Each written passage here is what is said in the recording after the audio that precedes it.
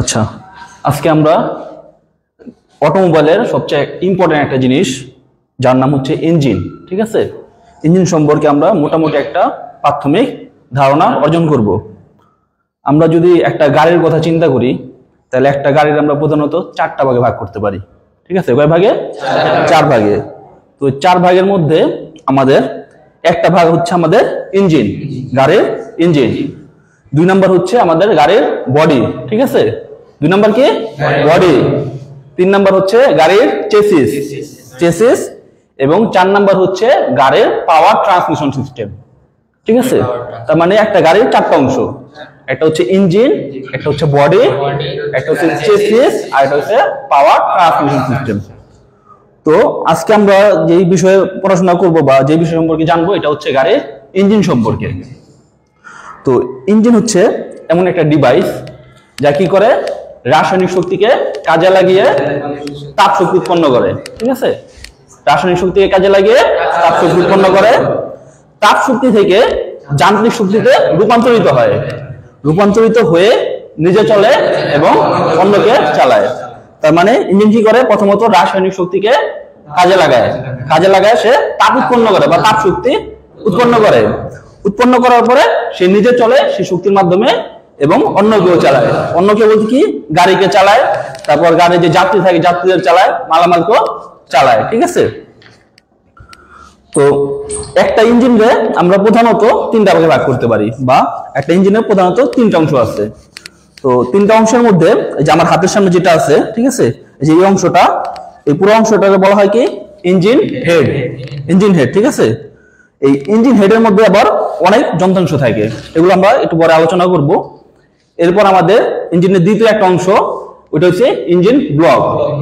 Engine ব্লকটা হচ্ছে engine হেডের পরে থাকে বা ইঞ্জিনের মাঝামাঝি অবস্থানে থাকে আমাদের ইঞ্জিন ব্লক। আর ইঞ্জিন হেডটা থাকে হচ্ছে ইঞ্জিনের উপরে। ঠিক আছে, আর আমাদের ইঞ্জিনের নিচে একটা পার্ট থাকে, ওই পার্টটা হচ্ছে আমাদের অয়েল সাম্প বা ক্র্যাঙ্ক কেসও বলা হয়। ঠিক আছে, এই পার্টের মধ্যে হচ্ছে আমাদের আমরা ইঞ্জিনের যে যন্ত্রাংশগুলো আছে, তো এই যন্ত্রাংশগুলো যদি আমরা কোনো ধরনের লুব্রিকেশন ছাড়া ইউজ করি তাহলে বিভিন্ন ধরনের সমস্যা হবে। তো আমাদের যে অয়েল সাম্পটা আছে, এই অয়েল সাম্পের মধ্যে আমাদের লুব্রিকেন্ট জমা থাকে বা লুব অয়েল জমা থাকে। এই লুব অয়েলের মাধ্যমে আমাদের প্রতিটা যন্ত্রাংশ পিচ্ছিল হয়। ইঞ্জিনের যতগুলো ঘূর্ণায়মান যন্ত্রাংশ আছে সবগুলো যন্ত্রাংশ পিচ্ছিল হওয়ার পরে সেগুলো লুব্রিকেশন করে এই অয়েল সাম্পের মাধ্যমে। ঠিক আছে, অয়েল সাম্পের পাশে আছে একটা অয়েল ফিল্টার। আমরা বাজার থেকে যেই ধরনের লুব অয়েল কিনে আনি সেগুলোর মধ্যে বিভিন্ন ধরনের ময়লা থাকে, অপদ্রবণ থাকে। তো সেইগুলো যদি আমাদের পার্টসের মধ্যে চলে যায় তাহলে বিভিন্ন ধরনের সমস্যা হবে। এই জন্য আমাদের অয়েল ফিল্টার ব্যবহার করা হয়। আচ্ছা, তো আমরা আবার পুনরায় ইঞ্জিন হেডে ফিরে আসি। ঠিক আছে, তো ইঞ্জিন হেডটা হচ্ছে মূলত ইঞ্জিনের উপরের অংশটা। ঠিক আছে, ইঞ্জিন হেডের মধ্যে বিভিন্ন যন্ত্রাংশ থাকে। প্রধানত আমরা ইঞ্জিন হেডের মধ্যে সাধারণত আমরা দেখি যে ক্যামশ্যাফট। ঠিক আছে, এই জিনিসটা দেখতেছ না, এটা হচ্ছে ইঞ্জিনের ক্যামশ্যাফট। তো এই ইঞ্জিনের মধ্যে দুইটা ক্যামশ্যাফট ব্যবহার করা হয়েছে। ঠিক আছে, ডাবল ওভারহেড ক্যামশ্যাফট বিশিষ্ট ইঞ্জিন, এটা হচ্ছে ডাবল ওভারহেড ক্যামশ্যাফট বিশিষ্ট ইঞ্জিন। আর ক্যামশ্যাফটের নিচে এই যে দেখো, এটা ধরে দেখো, এই যে এগুলো দেখতেছো না, হ্যাঁ, এগুলোকে বলা হয় ইঞ্জিন ভালভ। ঠিক আছে, এই যে এগুলো হচ্ছে ইঞ্জিন ভালভ। হ্যাঁ, একটা সিলিন্ডারের মধ্যে সাধারণত কয়টা ভালভ থাকে? দুইটা। কিন্তু আমাদের এই ইঞ্জিনের মধ্যে প্রতি সিলিন্ডারে ভালভ আছে চারটা করে, যার কারণে আমাদের এখানে ক্যামশ্যাফটও ডাবল। ঠিক আছে, এরপরে ভালভ আছে, তারপর হচ্ছে আমাদের ক্যামশ্যাফট আছে। এই ক্যামশ্যাফটের কাজটা কি মূলত কেউ বলতে পারো? আচ্ছা, তো ক্যামশ্যাফট যেটা করে, ক্যামশ্যাফট প্রধানত চারটা কাজ করে। একটা ইঞ্জিনের মধ্যে ক্যামশ্যাফট চারটা কাজ করে। প্রথমত সে ইঞ্জিনের যে ভালভ থাকে, ইঞ্জিনের সাধারণত দুই ধরনের ভালভ থাকে, একটা হচ্ছে ইনটেক ভালভ আর একটা কি এক্সজস্ট ভালভ। ঠিক আছে, ইনটেক ভালভ এবং এক্সজস্ট ভালভ। তো এই ক্যামশ্যাফট কি করে, এই ইনটেক ভালভ এবং এক্সজস্ট ভালভকে খুলতে এবং বন্ধ করতে সাহায্য করে। ক্যামশ্যাফটের প্রধান একটা কাজ কি, ইঞ্জিনের ইনটেক ভালভ এবং এক্সজস্ট ভালভ খুলতে এবং বন্ধ করতে সাহায্য করে। ঠিক আছে, এরপর কি করে, ক্যামশ্যাফটের দ্বিতীয় কাজ হচ্ছে ইঞ্জিনের যে আমার লুব অয়েল পাম্প আছে, আমার যে এই যে লুব অয়েলটা তো এখানে ছিল, তাই না, এখান থেকে একটা পাম্পিং এর মাধ্যমে এই অয়েলটাকে বিভিন্ন যন্ত্রাংশে সরবরাহ করা হয়।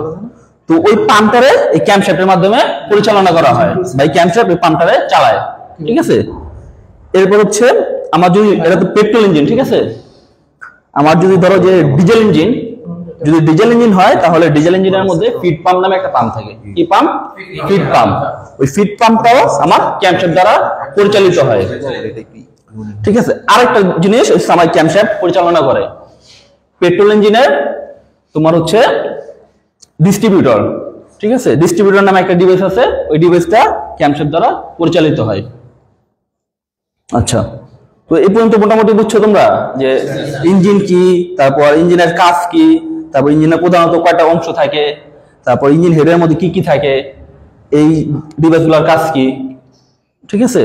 একজন রোমান বলতে পারবা তোমার মতো করে যে ইঞ্জিনটা কি? ইঞ্জিন হলো এমন একটি যন্ত্র যা যা তাপ শক্তিকে যান্ত্রিক শক্তিতে রূপান্তর করে, নিজে চলে এবং অন্য কেউ চালায়। আচ্ছা, ঠিক আছে। আর ইঞ্জিনের প্রধানত কয়টা পার্ট থাকে?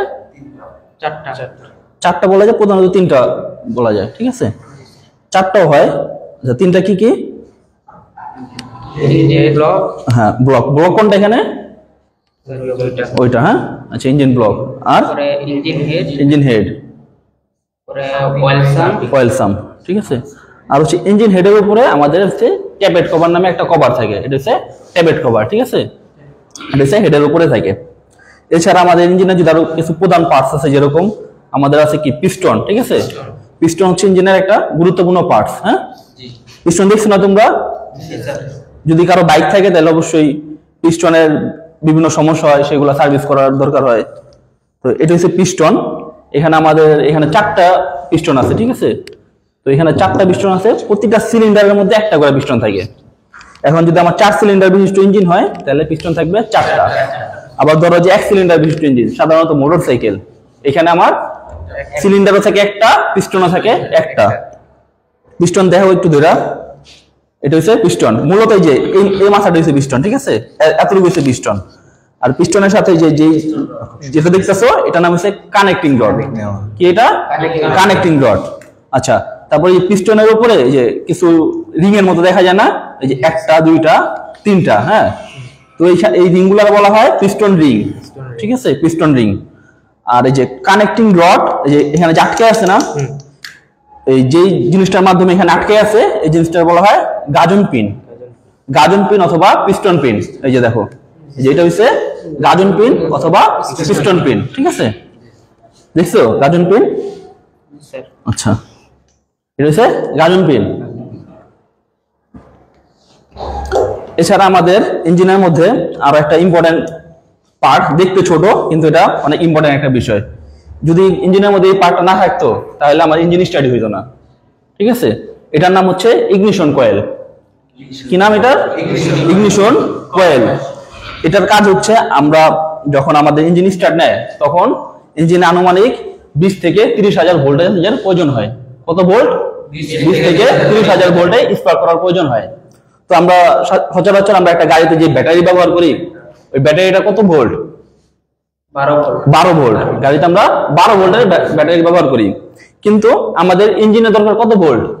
30 থেকে 40,000। ইঞ্জিন ভেদে 20,000 থেকে ধরো 30,000 এরকম হইতে পারে। তো ওই ভোল্টটা কি করে?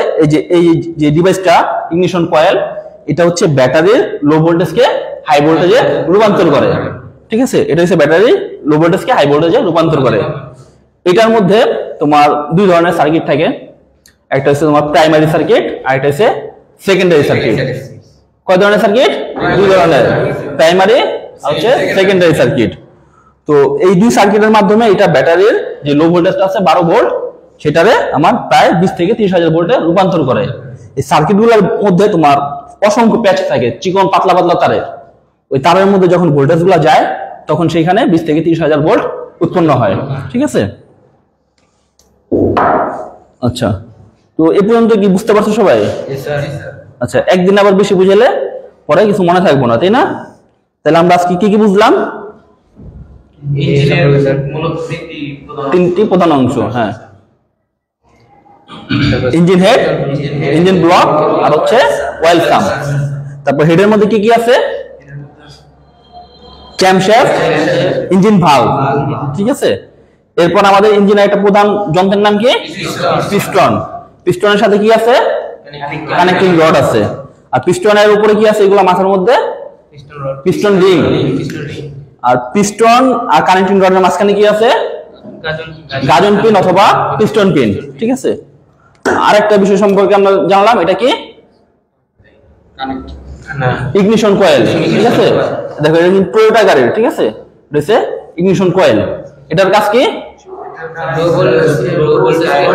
লো ভোল্টেজকে হাই ভোল্টেজে রূপান্তর করা।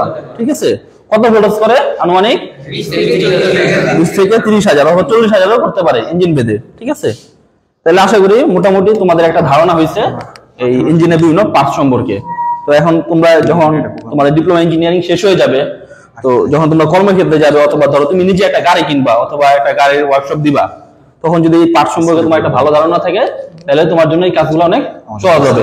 অথবা কোনো কোম্পানির সার্ভিস ইঞ্জিনিয়ার, তুমি মনে করো কোনো কোম্পানির সার্ভিস ইঞ্জিনিয়ার, অনেক মানুষের গাড়ি আসবে ঠিক করার জন্য, তো এইগুলো সম্পর্কে তোমার ধারণা থাকলে দেখবা তোমার কাজ একেবারে সহজ। তোমার কাজে মানুষ খুশি হবে, তোমার একটা অর্থনৈতিক বেনিফিটও হবে, প্লাস যারা সেবা গ্রহীতা আছে তাদেরও উপকার হবে। ঠিক আছে, তো আজকে ইঞ্জিনের এই পর্যন্তই। আমরা পরবর্তী ক্লাসে আবার ইঞ্জিনের যে আনুষঙ্গিক আরো বিষয় আছে সেগুলো নিয়ে আলোচনা করব। ঠিক আছে, তো সবাই ভালো থাকো। ওয়ালাইকুম আসসালাম। খুব সুন্দর হয়েছে।